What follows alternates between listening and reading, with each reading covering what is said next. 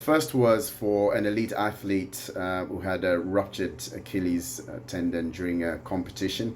This was outside the country, so as soon as he came back into the UK, he underwent surgery about 3 days after he had the rupture. Very fortunately, the surgeon that did the operation is very familiar with blood flow restriction training and actually recommends it as part of his protocol post-surgery for the main thing, because there's so much atrophy that takes place in the calf musculature, and it's very difficult to build this back up with a long period when you're not able to load the Achilles. But with the advent of blood flow restriction training, and in particular the ability to load and to build strength and bulk around the muscle, just using 30% of the load, this becomes a very ideal way to start strengthening the calf. So this began about 8 weeks post surgery, and again, this was after the surgeon was happy for this to take place. And the initial measurements showed that he had lost significant bulk, and compared to the other side, there was at least a 3 centimeter difference in the circumference. And following that, we monitored both the circumference and the strength just using a handheld dynamometer. We were able to get some good measures in terms of plantar flexion, dorsiflexion, inversion and eversion strength around the ankle, but obviously most importantly around his plantar flexion metrics. Over a period of the next 6 weeks, we started very simply just with the TheraBand and the smart cuffs, and those were able to produce enough of a workload for him that he was able to feel that the muscle worked sufficiently hard.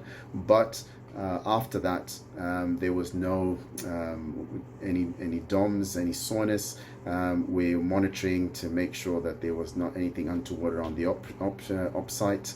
And I think in the main found it after the first couple of times a very comfortable process. Particularly on taking off the cups, there's an immediate rush of blood flow, an increase in blood flow to the area, which actually helped to serve as a form of recovery in and of itself. So this we did for 4 weeks until he was able to do some of those exercises in standing, and we combined with those balance on the Bosu ball, TheraBand exercise, which gradually got progressed to using the pulleys, so that we could actually measure the weight and the 30% repetition maximum that we needed to use for that, and to progress it that way. Progression either happened via increasing the weight, or initially as he got better, we were able to increase some of the cuff pressures as well, which helped to further enhance the effects of the smart cuffs.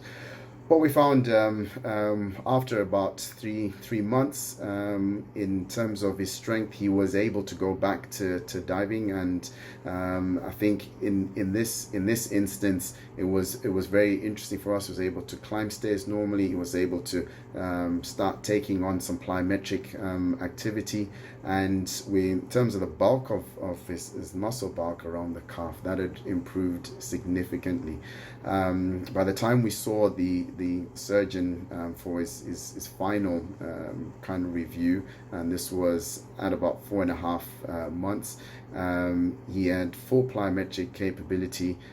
He still had 1 centimeter difference in the muscle bulk, but over the ensuing months, this is now improved, so it's almost about 0.5 centimeter as we speak at this stage. But all the metrics and the measures that we're able to use, we're able to return him not only to the same state that he had before, but actually been able to have better metrics around that in terms of his strength measures, in terms of his power output, in terms of the amount of stiffness that he's able to generate in the ankle. and all of these we're very pleased that we had those measures before so that we could actually use them afterwards. Obviously the whole idea is to ensure that he's able to take on the rigors and the stresses of what he needs to do without breaking down, but also being confident in the strength and in the stiffness that he's able to generate around the ankle to produce boost the movement that he needs.